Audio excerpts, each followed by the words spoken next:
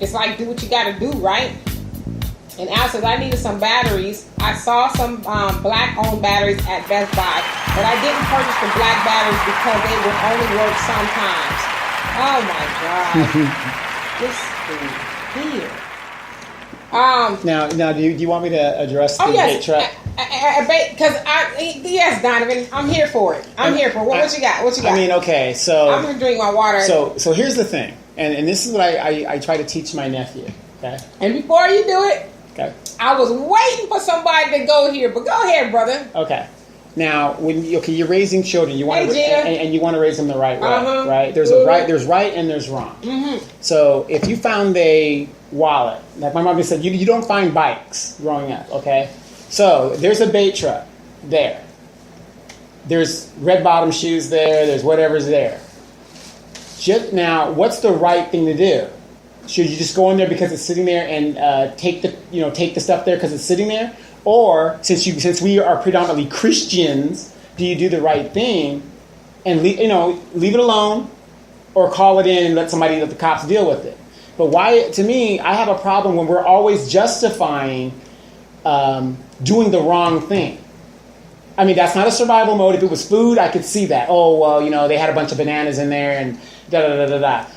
The opportunities there. No, right is right, wrong is wrong. And this is what I tell my nephew. If you find somebody's wallet, you have a obligation either to leave it alone and not get involved, or get involved and give that person the opportunity to recover their stuff. And maybe they'll give you a reward if they're a genuine person, but you should do it because it's the right thing to do. I'm sick and tired of us always saying, oh yeah, I'm in the hood, I got to do what I got to do. At whose expense? And then when you're caught, you don't want to pay the consequences, and then you're calling all of us to come to your defense.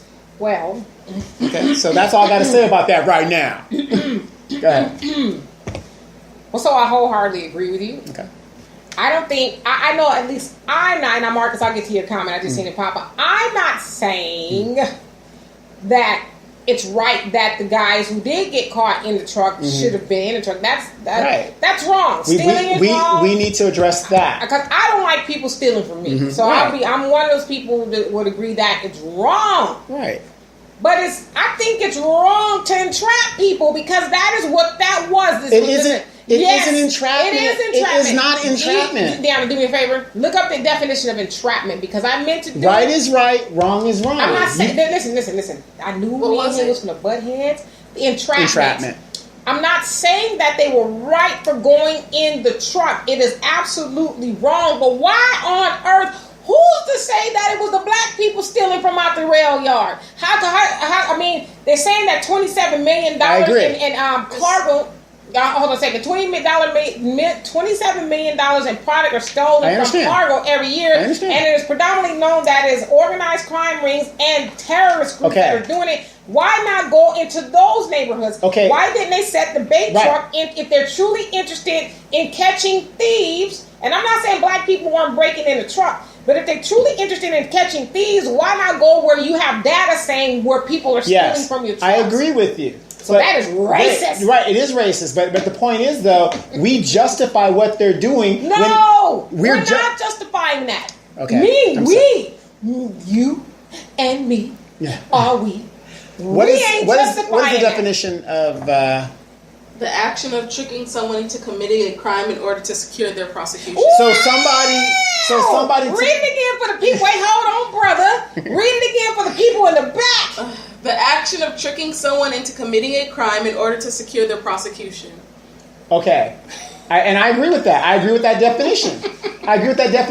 But nobody... Okay, wait, stop. No. Wait, let me ask you nobody one question. is putting a gun to my head. Go ahead. That's the ratchet clap, okay? I got one question. There you go.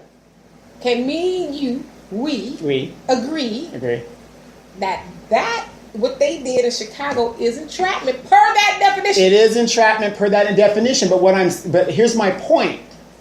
Regardless of what the definition is, we got to stop proving them right. I agree. Right. That's all I'm saying. I agree. That's all I'm saying, because nobody put a gun to anybody's head and said, "Go over there and go rob that truck." I don't know those red bottoms in the truck. You should know right from wrong. Absolutely. That's all I'm saying. Listen, to me, this is just me. To me, it's two separate issues. Right, and at the same time, what else am I saying? If it was food, I can understand you going in there and taking the food. Even if it was food is not yours, but it's more, a little bit more justifiable. Right, more justifiable. But I'm saying it's two separate issues in that. Yes, it's wrong. You should be stealing, and yes, you should get in trouble for stealing. But at the same time, why put that in that neighborhood? Because again, why you didn't put no apples and oranges in the back of the truck? Well, they don't want to be rated. Because they knew they wasn't going to break it in for no apples and oranges. Because if you see the bait truck there, and you open it up and it's full of bananas, you're going to be mad because it's a racist comment. You know what? That's not where I was going. It's full of bananas. How dare they? What are they trying to say about us? I'm interested in seeing what you guys got to say because I knew this was going to have Donovan on. But he's right. You're right. I'm not saying I'm not. I'm just tired of always. You know, it's like going to an interview and they've already hired somebody, but they've got you there to justify the interview. And so we interviewed 7 blacks. I'm totally pissed off the fact that they put the truck full of Nikes and red bottoms in the hood. Mm-hmm. You know, why you didn't put something we need up in there, like some fruits and vegetables, some books, you know, some stuff we can really use. Well, because black ain't gonna rob no books, and we ain't gonna do all that because we got the EBT card. Bait. Because a fish ain't gonna eat no rock if they put a rock on the hook. All I'm saying is there's right and there's wrong, and you should know better. You should know better because if you got red bottoms in Chicago in the hood, you should know from common sense. People do. Wait. You should know from common sense that this possibly could be a bait truck. Well, you know what I mean? I agree. So Marcus, you said we act like we do not know, but we must know and believe that this will get worse even in the next 5 years. Yeah. Take a moment and analyze what worse is in comparison to how it is now. The idea of leaving is far-fetched now, but a real reality later. I think is what you're saying. No, I mean, but that's the thing, Marcus. You ask people, a lot of people who are, oh, yeah, for black liberation, let's separate. Mm-hmm. All right, let's go to Africa. Well, what happened was, the way I'm set up over here in America. Right. I'd love to go with y'all, but I can't leave with you, brother, but I'm there with you in spirit. So there's a lot of people who talking a bunch of junk. And Al says, hey, Donovan, my stepsister is so ghetto. She named her twin girl and boy the D niece and the nephew. Lord. Oh, Lord. Al says, Entrapment was a good movie starring Sir Sean. Yes. And Tay says, it's easier to go to the good than the upper middle class neighborhoods. I think he meant the hood. Than the upper middle class neighborhood to trap folks. Yeah, absolutely. Yeah. And April says, bingo, Shantae. She's agreeing with you. And then Richard says, I would say this entrapment if there was an undercover cop encouraging people to come get stuff. Well, they weren't encouraging people to come get stuff, but they staged like the driver was getting arrested, took him in the back of the car and left the truck. Now, there's also some back and forth as to whether the truck was unlocked, but Martin G. Johnson, the crime, forget what he's called, the crime something out there, he was there. He actually caught the video, and he says the truck was not locked. Right. If you guys watch this show called Parking Wars, and they'll show that, or Bait Car, it comes on one of those cable shows. You can look it up on YouTube. They do it all the time. A tricked out Escalade that, and you'll see the person will jump out and they're arguing with their boyfriend. They stage all this all the time. Then they run off, right? And then here comes the nigga talking about, oh, look, the car's there's some keys in there. Let me move over a little bit. And he jumps in the car. No, I mean, if you tell people stuff, you should absolutely enjoy. I'm not ever making excuses for that. I mean, it's like my mom said, if it's too good to be true, it most likely probably is. But I think it's also fair to say, as I said before, that the company said, you know what, we're sorry, we shouldn't have did that, and they dropped the charge and let the people out. So they agreed that it was entrapment and that it was wrong, and now they're talking about getting along with the community and bridging the gap. It's like, no, just stay out the hood with that nonsense, And then Tay says, the same reason why the government dropped crack off in the hood. No one cares about Leroy, but folks shed tears over heroin. Absolutely. And the reason I think that they do that on a predominantly more bigger scale is because we're always in a survival mode. You see what I'm saying? Hustle mode. We're the only culture that has to just trap. And let's just be honest, too. The tactic of dropping crack off in the hood was to destroy the hood, the black family, and everything connected to it. And so, I mean, But I'm just saying we got to be smarter and know right from wrong and say, wow, there's a $100,000 truck that's just been left here and their engine's running.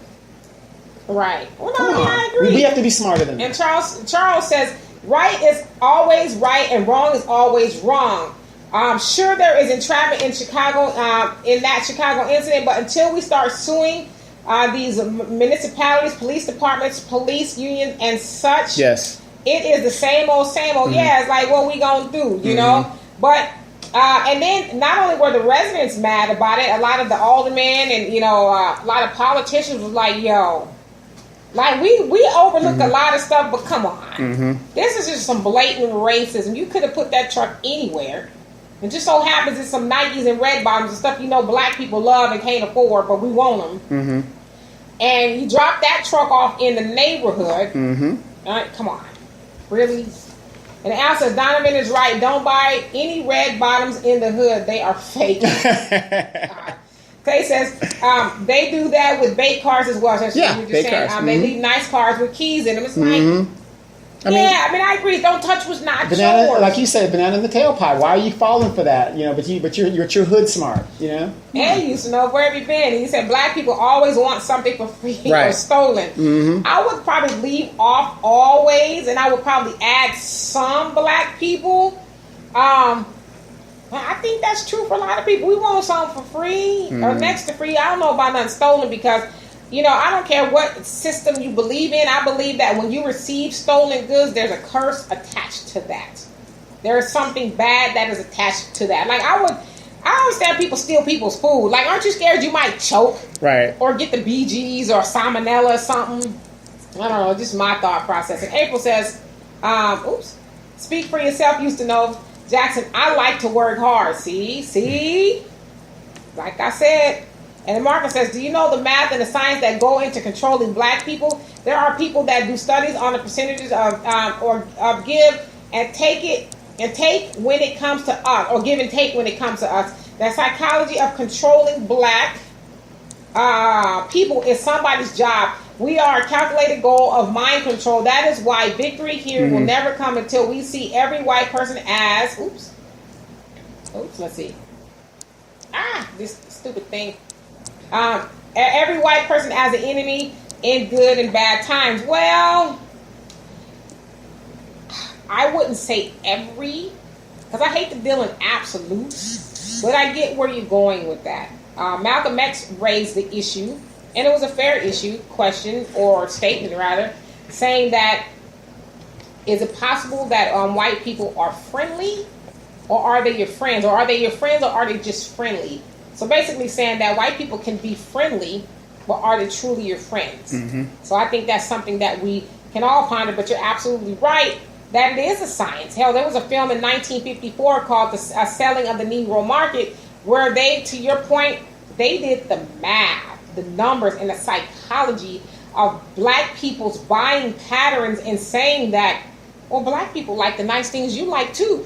At the time, it was a $15 billion market that they were after. It was 1954. $15 billion market that we have not tapped into. And so we need to figure out how to get them to trust us coming to our stores. And, you know, basically saying, let's tolerate black people long enough to get their money. And that tactic has worked from that point on. In fact, we'll take it even further back when a guy by the name of Edward L. Bernays, who was the father of public relations, along with his uncle Sigmund Freud, fashioned a plan to get not just black people, but because black people are the largest consumers, how to get black people, or to get consumers to spend, to focus more on their wants than their needs. And that was written in the early 1900s and has worked ever since. We have become a very consumeristic society, when before that was done, we weren't. We bought on an as-needed basis, and we were more savings-oriented. So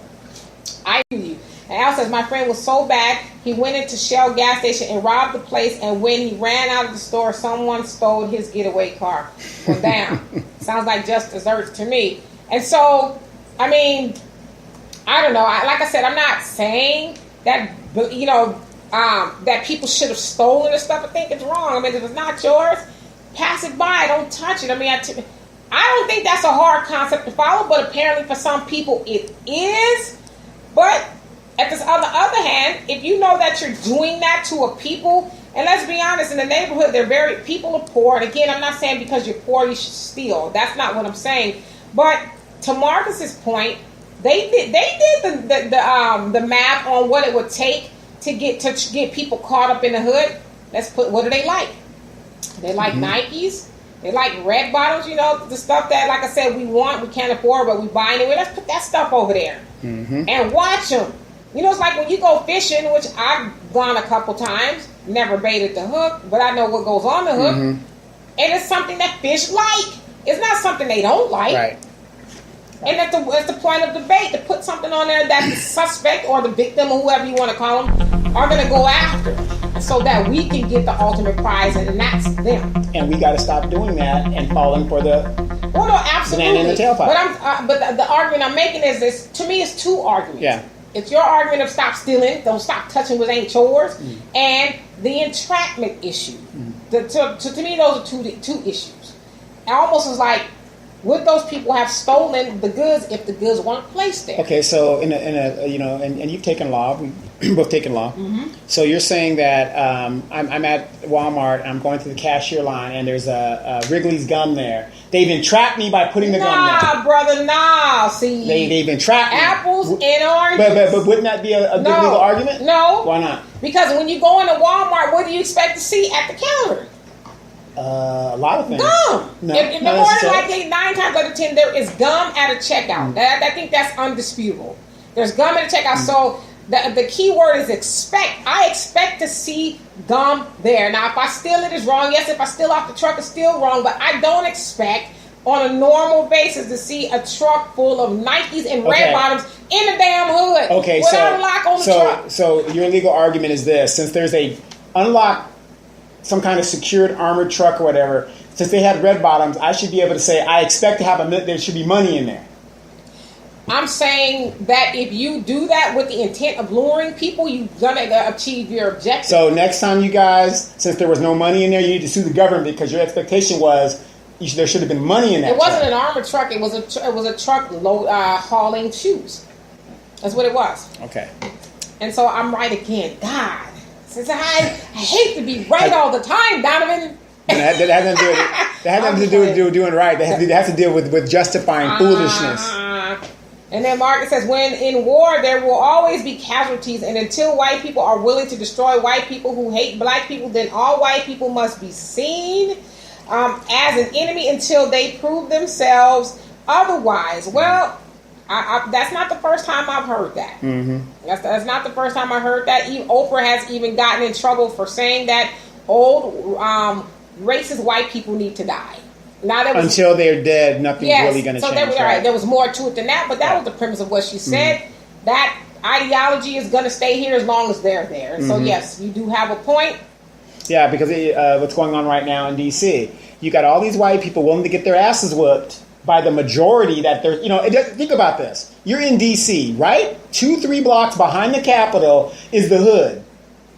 Right. These white people have now encamped themselves, encircled themselves around with people that are either mixed or not so-called white. But imagine, though, if that was a bunch of black people set up, like the Black Panthers set up at the White House, having a picnic, and we just gonna sit here in all our blackness and just do black things. Oh my God! But my point is, you've got these older white people that still think that their tactics of intimidating people. Let's face it, the white folks are dying out. They're just dying out. Yeah, well, they because they see themselves as superior. Right, but the point is, above everybody else. Custer's last stand. If you've got more people and you're surrounding yourself, you're waiting for an ass kicking to happen. So it's just a spark to kick off. We're gonna wait and see. We're gonna wait and see. And Al says, "Do you think the white people at Magic Mountain stole my money out of my black wallet?" Well, we're gonna see. God. April says, "False equivalency, Donovan." False equivalency. To what? Because we'd be rambling and arguing. Well, no, I think she's talking about like when I was equivocating the Walmart scenario. That went over like a lead balloon. It was like. All I'm saying is, like I tell my nephew, there's right and there's wrong. Absolutely. And if you go by that, I go off of what Keith Sweat said. What? I want her? There's a right and a wrong. There's right. No, but you know what I mean? But if you go by that, we call ourselves kings and queens, start acting like it. Right on. Start acting like it. And used to say they prey on easy targets in a white neighborhood. They would have called the police on the truck and left it on the street unlocked. Right. You know what I mean? It's not yours, so leave it alone. I tell my nephew. I'm going to disagree with that. mean, because I think there's a lot of people in the black neighborhood that would have did that too. Mm. You know, if they would have put some stuff in the white neighborhood that white people like, I'm quite sure they would have, because we know, no shade to white people, they know. There's always that group of people in any population. Yeah, they would have at least looked in and, well, gee, bet you by golly, wow, Becky, what's in the truck? Mm-hmm. You know, so right. I think we need to get out of only black people do bad things and only white people do the right thing. We need to stop that. Let me give you guys Because if that was the case, our black asses wouldn't be here. So let's take a look at a clip of an example of how the scenario D just talked about works. And for those of you guys on here, obviously you'll see it on YouTube, right? And then so Tay says, no, it's like going to an ATM and the previous user leaves their money and someone steals it. Yeah, now that's not entrapment. Right. So that is more fitting to the example you were using. It's not your money. Somebody left it behind. They weren't trying to entrap you, so it wasn't yours. You know, so you walk your ass into the bank and say this person, whatever. Mm-hmm. Gotcha. Right. Okay, are we clear? We're clear. We clear. And April says, sorry, folks, younger white folks are worse. Visit any college campus. Oh my God, yes. When you see the white kid with the tattoos and playing hip hop music in the car, I mean, that's the lowest of the low, as far as I'm concerned. You know what? I don't know if that's exactly where she was going with it. I'm just saying, I'm with her on that. No, seriously, yeah. I'm with her. No, but she's absolutely right. So we got to get out of, black people, they them bastards. Mm-hmm. They always doing the wrong thing, but white folks, child, they just, God bless, they're always doing the right thing. No, well, you got to remember, when a white person does it, it's not a crime. Yeah, why would you leave the truck there? He's just a kid being a boy. Yeah. He loves tennis shoes, doesn't he? Right. What's the big deal? Now you're terrorizing my son. Now I'm going to have to get him all that stuff, you know? And then they're going to sue for psychological damage. Right. And Al says, black people don't steal fake shoes. We will let the man rob us by jacking up the price $200. Right. That I would never do. Mm-hmm. Used to know, it says, an elder once told me, if the black man wants to gain, again, what we as a race have lost, we must first cleanse the weak. Wow. Mm-hmm. I mean, it's true. Like I said, Marcus Garvey talked about that. Hey, well, listen, we need to stop focusing on them because they're not ever going to get on board. But what we can do with the people who want to get on board, let's do this, right? Mm-hmm. And if he can do it in, 1925 with 3 million people, black people worldwide, with no internet, probably no telephone, no television, none of that stuff. He got 3 million people worldwide to get on board. Mm-hmm.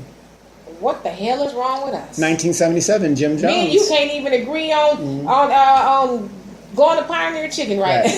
But that's a good example of like 1977 Jim Jones. You know, he got all those people to go down there. And and I'm not saying like the killing part of it, but I'm just saying for them to follow and be on board. They gave up. That was a white man. We followed. Right. Jim Jones sold our properties, gave him all our money, let him sleep with our wives, all that stuff. Gave him our kids. You know? He was like, look, Negro, drink up. Right. So, yeah, you're absolutely right. We don't want him as a leader. Nobody like him. Right. And Marcus says, even my brother needs to become my enemy until he is willing to fight for my rights. We give a pass in the black community because they are black, but if my brother does not see the noose around my neck, the noose around my neck as a problem, then before they hang me, I would beg to kill that brother that will not help me. The lines are being drawn, and soon you will turn friend and enemy in due time. And yes, it's funny, I guess you say that, because my dad talks about that all the time. He says, some of us are not going to make it. For the very reason that you said. I mean, some of us are going to have to say, you know what? You've never been for black liberation, and you ain't going to be for black liberation now. In fact, you are viewed as dead weight, and so we have no need to cut you off. Yeah, and I'm being nice. I'm trying to phrase it, in nicer terms. I'm a spiritual person. I'm not really a religious person, but if you've been reading Revelations, when I came in here, he was hooping and hollering in tongues. I was. That LFL, that girl had that thing going all up in her thing. But but seriously, if you've been reading Revelations, we're in the last days, and that's what they talk about in Revelations, how brother is going to be against brother, and everybody's going to be against each other. So absolutely, it is written. It's written. And Houston says, when white portray blacks, they are no longer white. They are considered wiggers. Or saying about white people act like black people. Yeah, but you know what though? Just like those Kardashians, they can always go back home. And they, you know, they can dibble and dabble in the black society, but they can go back home as if nothing happened. Except they get that mixed baby. And you know, that's why I love going to the South. And Al probably knows what I'm talking about. When you're down in Houston and stuff, you're at Walmart or some store at the mall, and you see that Confederate grandmother, and she's got that mixed baby in the basket. You stupid. The first thing goes to my head is revenge. Confederate grandmama with a black baby, mixed baby in the basket. In the basket. It's like revenge. She done went off and went against the Klan. Right, no, but it's like, you know, what is she thinking now? You know? Well, she probably loves her grandbaby. Yeah, exactly. You know? But I'm just saying, if you love your grandbaby that doesn't have that pure blood, what difference does it make? Because people are people, so why should it be? You and I? Yes. Okay. So Al says, so Donovan, a white man will steal a car, strip it, sell the parts, and make some money, and a brother will steal the car and be riding around in it? Pretty much. It's sad. We got to step our game up. I mean, seriously. Really? We do. We got to step our game up. I mean, if you're going to be involved in criminality, learn how to do it. Do it right. You can't break the rules if you don't know. Yeah. I mean, you're falling for the banana in the tailpipe. I mean, come on. I don't know if I even agree with any of this, but Marcus says people like Ben Carson and Clarence Thomas, I would kill and sleep well to this day and time. Well, they got to get paid. I'm just gonna say, brother, be careful on the internet. That's all I'm saying. And Goatface, that guy. You call yourself a pastor. See, that's another big problem in our community. Why we're so lost, and these kids would fall for a truck getting stolen because that's what these pastors are telling them. Take what's not yours? Yeah, take what's not yours. Think about it. Why would you need a mansion in heaven? Think about that. You ain't got one down here. But if you were lucky to make it to heaven, why would you need a mansion? You can do anything you want to do.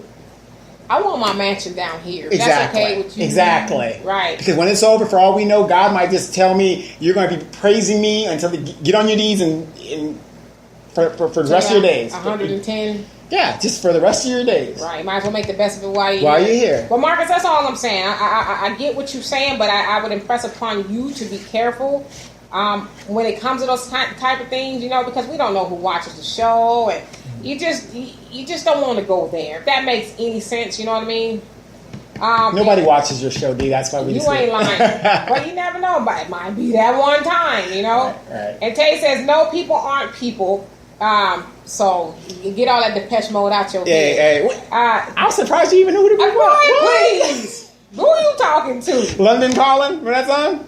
Who you talking to? Okay, all right. And she says, didn't we just have this convo about how some blacks discount other black folks due to skin tone? Yes. Absolutely. Yes. Absolutely. And unfortunately, Tay, she happens to surpass the brown paper bag test. Right. And, people are mad at her because she's not black enough, apparently. Right, which is like, what the heck?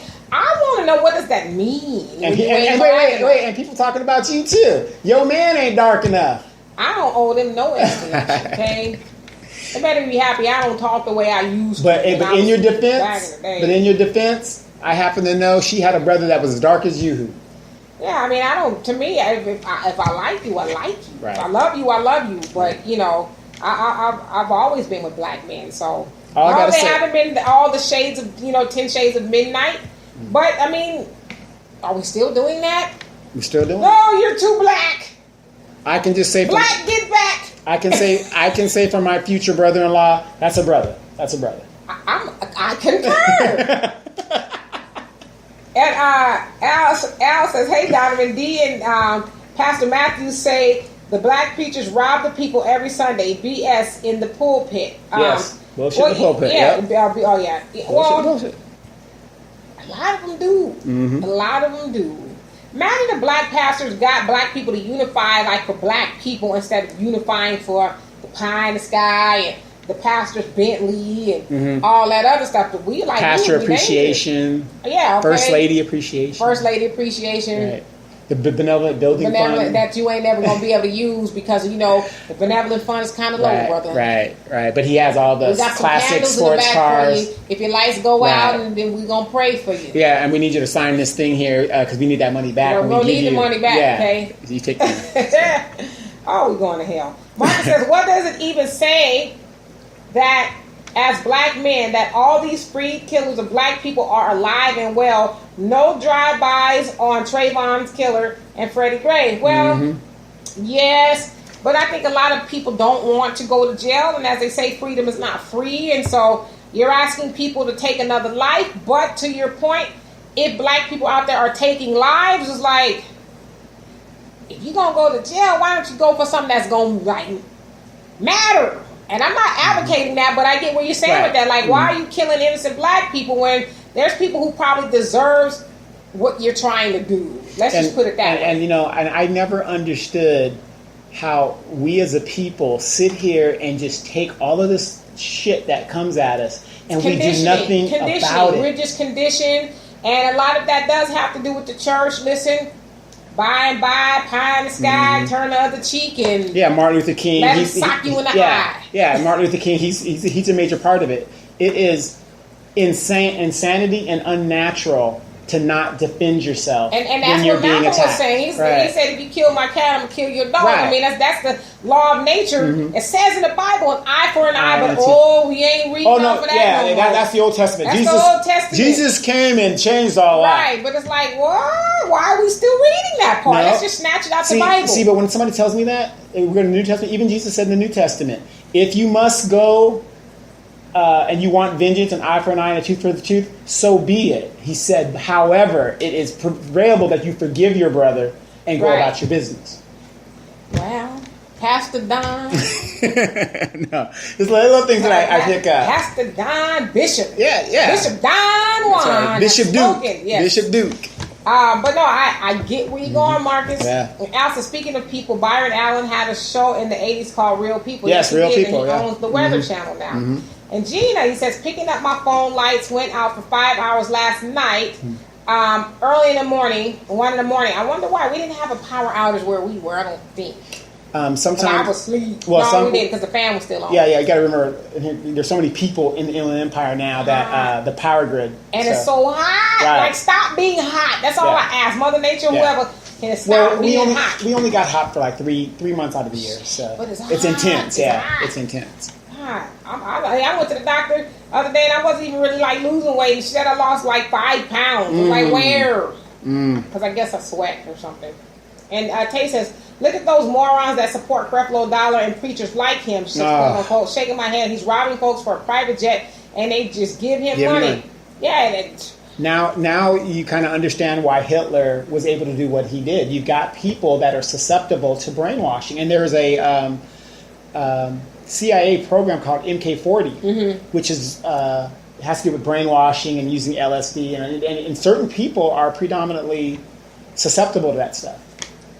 It's like, why would you? To me, that comes from low self-esteem because there's no way I'm going to sit in the church of a pastor who has, 5 luxury cars and 3 or 4 luxury houses and I'm catching a bus. I don't think you better than me. Why am I going to give you my hard-earned money so you can continue to live lavishly and I'm catching a bus and trying to scrape together bus fare, and if I ask your ass for a ride home, you're going to be like, wow, sister. Well, that's because you're trying to buy your way into heaven. That's why you're doing that. Well, because that's what they're telling us, that you need to do these. Will a man rob God? Yes, he would through the tithes and offering. So if you robbing God, you're committing a crime in a sin, and you're going to hell, all that stuff. Right. Betsy DeVos, the education secretary, how many people are upset that the fact that she has a $40 million boat that she pays no taxes on, and she runs the flag of another country on that boat, and that's how she gets away with paying taxes? That's fake news. Fake news. But these people are patriots, but they don't pay taxes. The President of the United States hasn't paid taxes in over 20-something years because he's a failed businessman. Oh, that's fake news. But yet you're an American. A real American contributes to what's going on in the country. That's why we pay taxes. They want you to be a real American when it comes to your taxes. Exactly. That's the only time you count, brother. Right. Is taxes. But but that's what I'm saying. We're so conditioned to do these things, and like you always say, we're not going to bust a grape. If anybody should be outraged of anybody in this country besides the Indians, it should be us. Yeah, but what we gonna do? Nothing. Al says, Al's Jack joke of the day. All right, let's get to it. And he says I say it wrong. Al Jack's joke of the day. If I drink alcohol, I'm an alcoholic. So if I drink Fanta, I'm fantastic. Even Deanna turned around and was like, "Now that was some corny ass." Used to know. He says, "We are the lost children. We are following false prophets. Our truths are written in stone, but we choose to follow our oppressors and Uncle Tom preachers, who is the Jesus they ask for more hope when they should be praying to the Son." Well, I mean, to your point, they are false prophets. A lot of them are. I'm not saying all of them, but a lot of them are. Like, I'm gonna keep it real with you. I only listen to a few people as far as the spiritual is concerned, and that one is the Honorable Minister Louis Farrakhan and Pastor Matthew Thaddeus. Thaddeus Matthews. I always get it back. But yeah, I listen to those. He's who they refer to as the cussing pastor. Yeah, he has a salty mouth, but I tell you one thing, that man be keeping it real. That's the type of leadership we need. We need to start hearing the truth. Yes, and he doesn't hold back. He don't candy coat. He lets us know the deal. He holds men and women and children accountable. I mean, he's just like, dude, where have you been? Where have you been? His famous quote that got me convinced that he's the real deal. Why would you put meat in your mouth and a man won't put meat on the table? I mean, that makes sense. I mean, it's so, if you really think about what he just said there. I also like the other thing, like now, because kids are going back to school.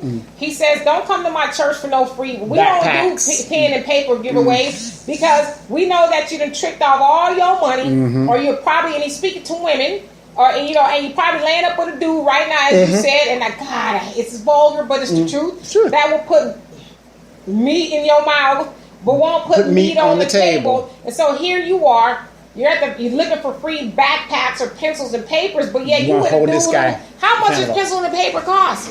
You with a man who can't at least afford to buy your children pencil and paper, but you want us to do that? Right. Or last week, like you said, with that guy that was with that female, and he won't even give her $20, but he's with her. Right. Oh yeah, like the scenario that everybody was, well, yeah, he shouldn't have to give her to him. But see, that's the kind of stuff he tries to write and saying, yes, black women. You should be with a man who, if you ask him to give you $20 to help you with your children, he does it gladly. I'm not saying that you tricking him off. I mean, if you feel like somebody's tricking you for $20, then something's wrong. But you shouldn't be with a person who would question giving you $20 to help you with your babies. So that's the kind of stuff he tries to get us to be aware of. Right, and it ain't like you didn't know she didn't have these kids. Right.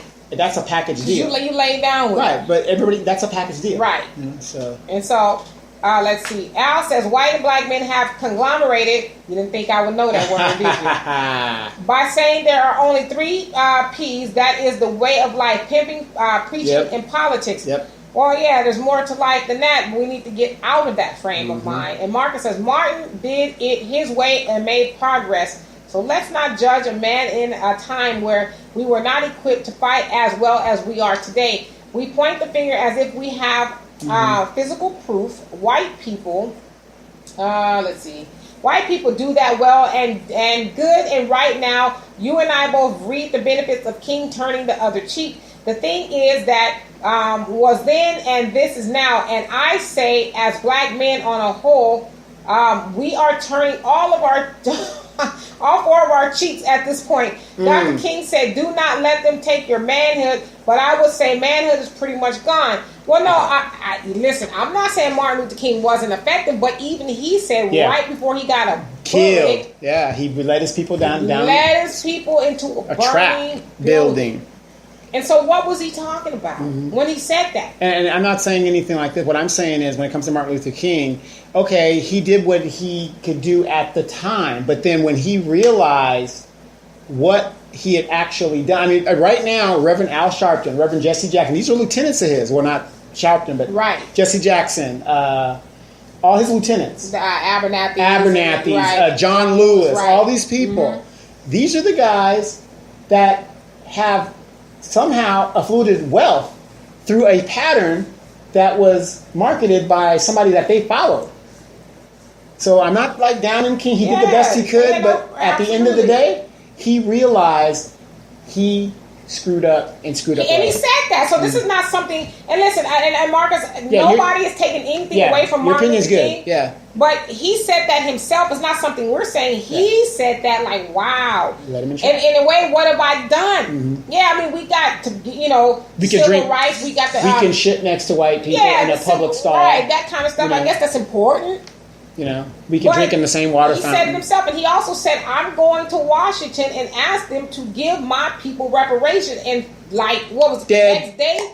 He was gone. And so, was what he did effective for them? Yeah, it was important for black people to have rights. But then you look at it then. But to tell us to turn the other cheek and we shall overcome. And your opinion is valid. We're not taking away from that. But you got to look at it this way. The way I look at it as somebody who's a child of that generation, we had more doctors, we had more black businesses, we had more of everything until we started taking on this mantle of integrating. To buying into the system. Right. Listen, we know they don't like you. They don't want you in the restaurant, but we're going to force them to let us in the restaurant instead of, screw it. Mm-hmm. Y'all don't season y'all chicken no way. Right. So we're going to go over here and congregate with ourselves. And so that has hurt black people. Mm-hmm. Just to be to Donovan's point, we were more progressive and productive back then. More doctors, more professionals. Not hate, that's just more true. Trade people. Right. And we were our own community. Everybody took care of it. Now, what do we got? We can go to Macy's and all these stores, and they're choking us out. And they're choking us out and all this other stuff. If Oprah can't go into the store, wow. So every point's valid. Every. Yeah. Hey, Dennis, you say, preach. Hello, D. Well, hello to you. And Al said, since Deanna she's taken. Harry Styles had a psychic girlfriend. She left him before they met. That was the One Direction joke. Maybe Deanna understood. That was dry as Winco chicken. Ooh. What? She said that was. Oh, she said that was hold dry. Up. You don't talk about Winco. You don't talk about Winco chicken. Donovan, take it off his mic. You don't talk about no Winco chicken. That's the best chicken in the world. And Houston says Martin is the reason y'all still getting your ass whooped. And if you talking about manhood, look out your front and today's black youth. Wow. Talking about them. Wow. Hey, listen, you said I didn't. Like I said, I'm not saying Martin wasn't valuable. He was valuable. Martin was valuable, but it has also been documented that Martin was homies with Margaret Sanger. And if you guys do your research, you know who Margaret Sanger was. Yep, she believed in eugenics and exterminating black people. And she said that she was going to get a pastor in the black community, one that was trusted and was very charismatic to speak to black people. And she said that 30 years before she selected Martin Luther King to win her award, that he said he would always revere Nobel as one of his very most prized possessions. Mm-hmm. Facts. Facts don't matter. Fake news. Fake news. Used to know. I read that. And Al says Dr. King basically learned from mistakes from the people who took his advice. Mm-hmm. I guess. You know what? I want you guys to check out this video. It pretty much tells you what. Benny. It pretty much will tell you what Dr. King thinks about if he was alive today. And if you saw this episode, it's on the Boondocks. It's a true statement. He probably would say, "F y'all, I'm moving to Canada." Right. So. Yeah. Benny, where have you been? He says his intentions were good, but the goal was flawed. Yeah. And I think that's a fair assumption. Assessment. That's just the way it was. Mm-hmm. And he, as we've always said, he realized that what he did was not actually helpful for black people. I mean, even Malcolm X said, what person in their right mind would recommend or send their women and children out on the front lines to get dogs put on beat on, fire hoses, and just you name it? Who would advocate that? Says that, his ideology was that the men were supposed to be out there on the front lines. It wasn't supposed to be the women. Mm-hmm. But Deanna says that joke was as dry as our scalp. I see internet warfare going on. Yes. Stop all this hood banging. And for you guys on the podcast, thank you so much for joining us. We will hear from you, or you will hear from us next week. If you have any questions, comments, or concerns, please hit us up. Yes. See you guys next week. And so I think we're coming toward the end of our hour. We are